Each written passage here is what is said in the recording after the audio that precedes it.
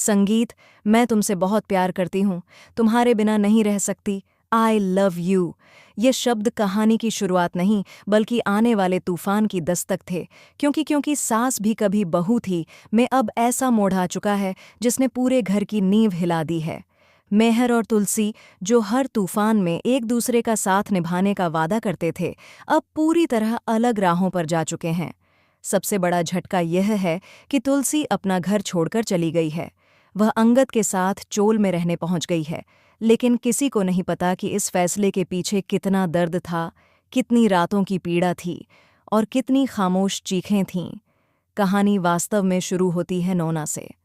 वह लंबे समय से मेहर पर दिल हार बैठी थी, लेकिन मेहर की जिंदगी में तुलसी होने के कारण वह अपने मन की बात दबाए बैठी थी।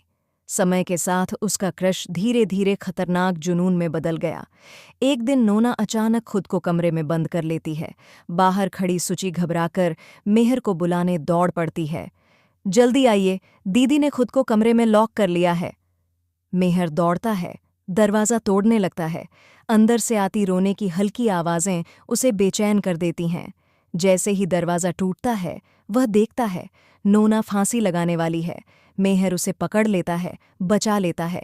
घबराकर वह चिल्लाता है, तुम पागल हो गई हो, ये क्या कर रही थी? और अचानक नोना उसके गले लग जाती है। उसकी आंखों में इच्छा, जुनून और हार का डर साफ चमक रहा था।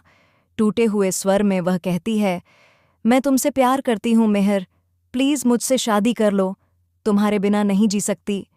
उसी पल दरवाजे पर तुलसी खड़ी थी। वह मेहर को बुलाने आई थी, लेकिन सामने जो दृश्य था उसने उसकी सांसें रोक दीं। मेहर की बाहों में रोती हुई नोना, और उसके मुंह से निकला वह इजहार प्यार। तुलसी की आंखें फटी रह गईं, दिल जैसे शून्य में डूब गया, आवाज़ गुम हो गई। मेहर कोशिश करता है बात संभालने की, कहता है कि यह सब गलतफहमी है, कि वह सिर्फ नोना को बचा रहा था। तुलसी कुछ नहीं कहती, बस चुप रहती है। और कहानियों में असली तूफान हमेशा चुप्पी के बाद ही आता है। कुछ ही घंटों बाद तुलसी के हाथ कुछ फोटोग्राफ्स लगते हैं, उसी रात के तस्वीरें जिनमें मेहर और नोना एक समझौता भरी हालत में साथ दिखते हैं। इस बार तुलसी का विश्वास सचमुच टूट जाता है। वह बिना सवाल किए सिर्फ इतना कहती है, तुमने एक बार भी जरूरी नहीं समझा मुझे यह सब बताना। क्यों? क्या तुम्हें लगता है इस धोखे के बाद भी मैं तुम्हारे साथ रहूंगी? तुलसी अपना बैग उठाती है। कदम भारी हैं, दिल टूटा है, लेकिन आत्मसम्मान जिंदा है। तभी अंगद आता है। माँ के चेहरे पर दर्द की लकीरें देखकर वह उसका हाथ पकड़ लेता है। माँ, आप कहीं नहीं जाएंगी। अब जो भी होगा, मैं आपके साथ हूँ। आप मेरे साथ चलेंगी। और फिर माँ बेटे की यह जोड़ी चोल में रहने चली जाती है, जहाँ दर्द भी है, यादें भी, लेकिन एक अद्भुत सुकून भी कि अब कोई उन्हें धोखा नहीं देगा। इसके बाद कहानी में आता है बड़ा ट्विस्ट, 6 साल का लीप। 6 साल बाद तुलसी चोल में एक शांत और स्थिर जीवन जीती दिखती है। मुस्कुराती है, काम करती है, सबके दुख दर्द बांटती है।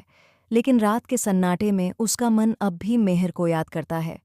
उधर मेहर भी समझ चुका होता है कि उसने क्या खो दिया, पर अब देर हो चुकी है।